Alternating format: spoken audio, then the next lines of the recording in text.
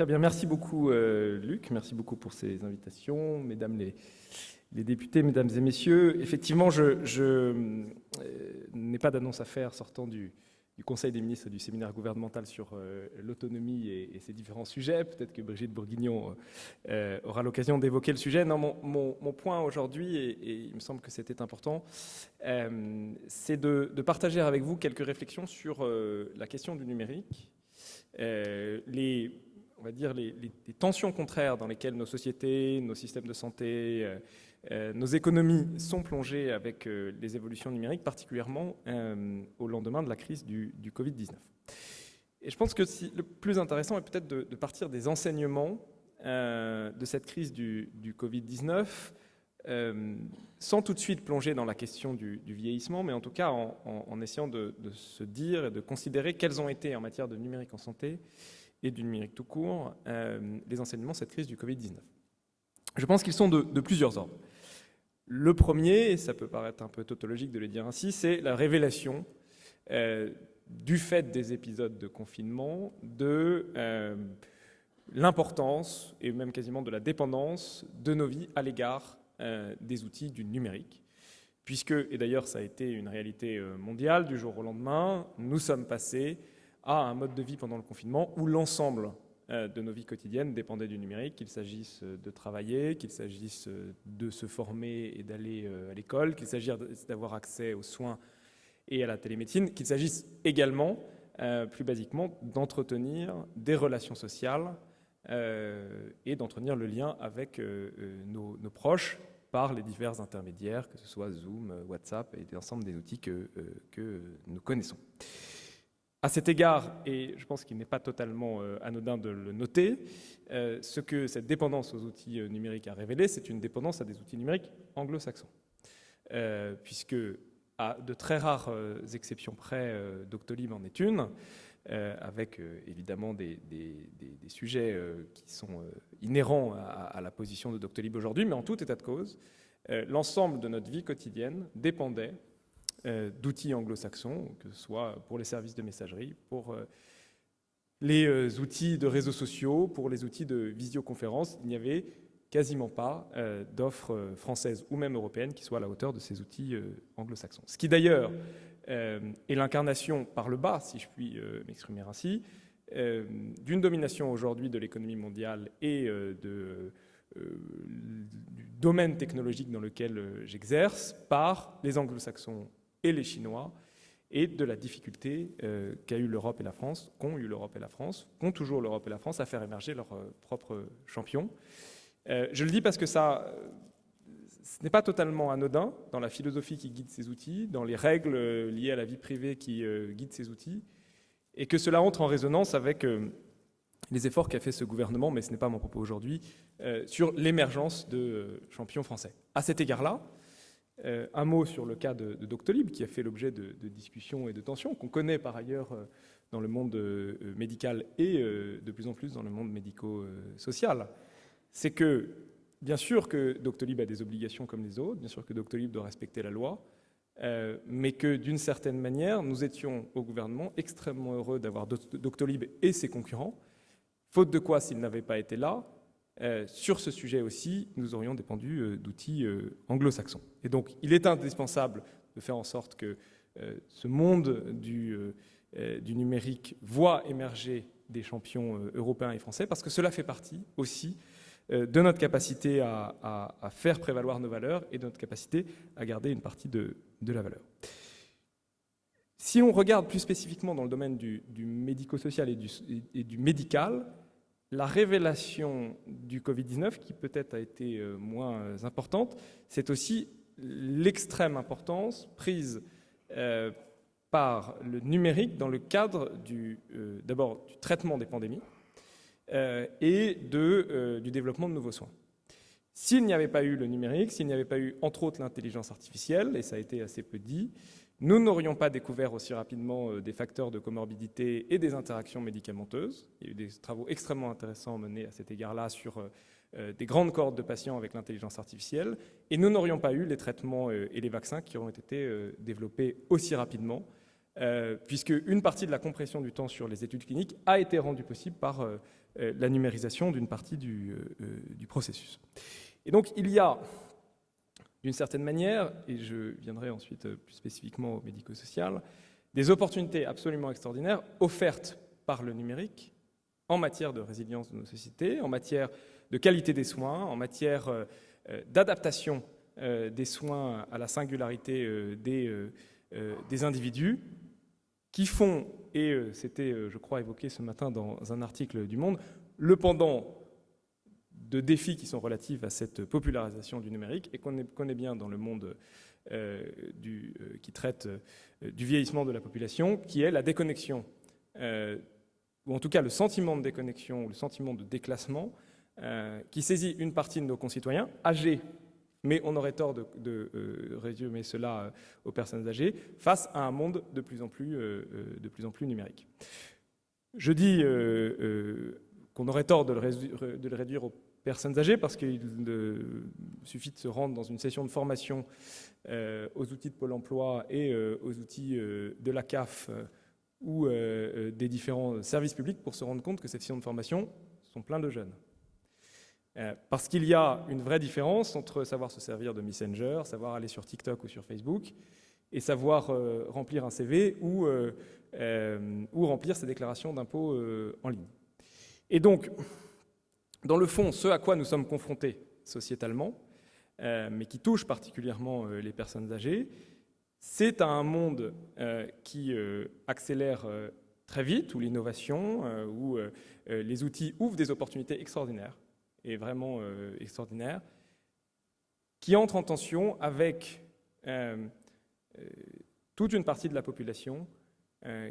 qui n'est pas nativement numérique et qui sont en déconnexion avec ces outils. Et d'ailleurs, on aurait tort, me semble-t-il, de considérer que ce sujet de tension n'est qu'un sujet de vie quotidienne et d'outils.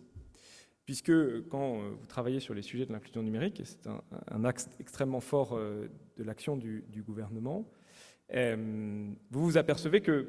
lorsque vous formez quelqu'un à utiliser un ordinateur, je rappelle que la proportion de Français qui n'utilisent jamais, ni un ordinateur, ni un téléphone portable, c'est 1 sur 10. Il y a aujourd'hui en France un Français sur 10 qui n'utilise jamais un ordinateur, jamais un téléphone portable. Il y a aujourd'hui un Français sur 3 en France qui se sent en manque de compétences de base en informatique. Et quand vous commencez à mettre en place des politiques d'inclusion numérique, les départements le savent bien, les premières questions qui se posent sont évidemment les questions du quotidien, les questions des impôts, les questions de garder le lien avec ses enfants et ses petits-enfants. Les questions qui viennent juste derrière sont celles de la parentalité à l'ère du numérique, sont celles des données, sont celles des fake news, etc. etc. Et donc le défi dans lequel nous nous trouvons au croisement entre cette évolution numérique de la société et les questions sociales, c'est tout autant une question de sémantique qu'une question de grammaire. Nous avons besoin d'accompagner cette grande révolution, qui est une révolution quasiment anthropologique, qui est la transition numérique. C'est pour cela que, notamment dans le plan de relance, qui porte beaucoup de dispositions d'avenir, nous avons inclus une enveloppe particulièrement conséquente de 250 millions d'euros pour l'inclusion numérique, dont la mesure phare est le déploiement partout sur le territoire, et il y en a dans tous les départements, de 4000 conseillers numériques qui sont des médiateurs qui sont soit dans les maisons de services au public, qui sont dans les mairies, qui sont dans les médiathèques, qui sont dans les centres d'action sociale, et dont la mission est d'accompagner les Français dans leur maîtrise des usages du numérique. Je le dis parce que pour celles et ceux d'entre vous qui sont engagés sur ces sujets-là, il faut vous rapprocher des plans pilotés par les départements. Ce sont souvent les départements qui servent de maître d'œuvre sur le sujet et qui prévoient ces politiques d'inclusion numérique supportées par cet investissement de l'État. C'est absolument indispensable pour des sujets qui sont tout aussi bien des sujets du quotidien,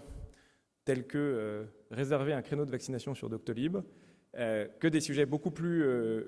anthropologiques et ontologiques, mais qui ne sont pas moins importants, qui sont ceux de la question de cette société de plus en plus numérique et de la compréhension et de notre capacité à faire ensemble partie du même monde. Pour rentrer encore un peu plus spécifiquement sur les sujets plus immanents qui vous concernent, ce qu'a révélé la crise aussi, c'est le retard français, qui est malheureusement assez partagé, mais qui est particulier, en matière de numérisation du système médical et du système médico-social. Je pense que la principale cause de ce retard, les principales causes de ce retard, et ça a été bien documenté par un rapport qui a été remis en 2018 sur le numérique en santé, sont plurielles. Elles sont, et cela me semble, à l'origine, un problème de pilotage historique du numérique en santé et une erreur première, native, si j'ose dire, qui est celle de la régionalisation du pilotage du numérique en santé. Considérer en numérique que chaque région va bâtir son propre système d'information est un non-sens. Ne serait-ce que parce que la règle même, si on se centre sur le patient, doit être la capacité du patient à transporter ses données et à faire transporter ses données d'une région sur l'autre, qu'il habite à Perpignan, qu'il déménage à Marseille ou qu'il déménage à Paris ou à Vierzon. Conséquemment, il y a eu une énorme déperdition d'argent public liée à cette régionalisation du numérique en santé, qui n'a pas été améliorée par les deux autres causes qui me semblent premières dans ce retard que nous avions pris, qui sont à la fois le manque d'investissement historique sur ces outils, qui sont souvent des outils d'ailleurs de long terme, mais on aurait tort de croire que le numérique permet des économies à court terme. Le numérique permet probablement des économies et des gains d'efficacité à long terme, mais il nécessite un investissement dans un premier temps. Et par ailleurs, un manque de clarté dans la répartition des compétences, d'ailleurs tant entre les régions, l'État, le ministère de la Santé, qu'entre le secteur privé et le secteur public en matière de numérique en santé, et avec des acteurs de la santé et du médico-social qui sont retrouvés largement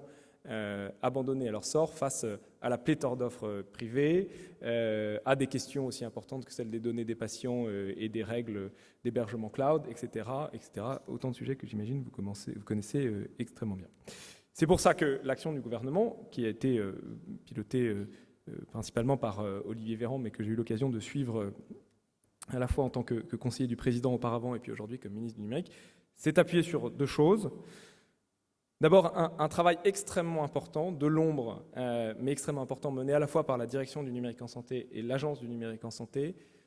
qui a consisté à associer l'ensemble des parties prenantes, qu'il s'agisse des éditeurs de logiciels, du monde du social, du monde du médical, du monde médico-social, des médecins, évidemment les institutions et les institutions de régulation, autour de ce qu'en système d'information on appelle un plan d'occupation des sols, qui consiste à répartir qui fait quoi.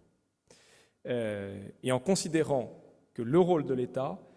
n'était pas forcément d'offrir des services, puisqu'il est souvent moins innovant que le secteur privé, mais d'exiger des normes d'interopérabilité et des normes de fonctionnement qui soient en rapport avec les valeurs qui sont les nôtres. Ce travail a été mené pendant plusieurs mois, a donné lieu au Tour de France du numérique en santé, à de nombreuses consultations. Il débouche dans les mois à venir, à travers ce qui sera vraisemblablement le cœur, en tout cas la partie émergée de l'iceberg pour les Français en termes de médical et demain de médico-social, qui est l'ouverture de l'espace personnel citoyen, de l'espace de santé citoyen pour chacun des Français au 1er janvier 2022, qui ouvre la voie à une modification du quotidien absolument extraordinaire, qui est d'arrêter de se promener avec des ordonnances papier que vous devez stocker, des radios que vous devez stocker, et d'avoir au même endroit, accessible à l'ensemble du corps médical, numériquement, l'ensemble de l'historique de santé des Français, avec évidemment la capacité à ouvrir ou pas les droits d'accès au personnel médical qui le suit. Ce qui évite des redondances d'actes, des pertes de chances et d'opportunités parce qu'on a perdu des documents, des problèmes de suivi lorsqu'on déménage de lieu en lieu, et évidemment l'ensemble de ces éléments sont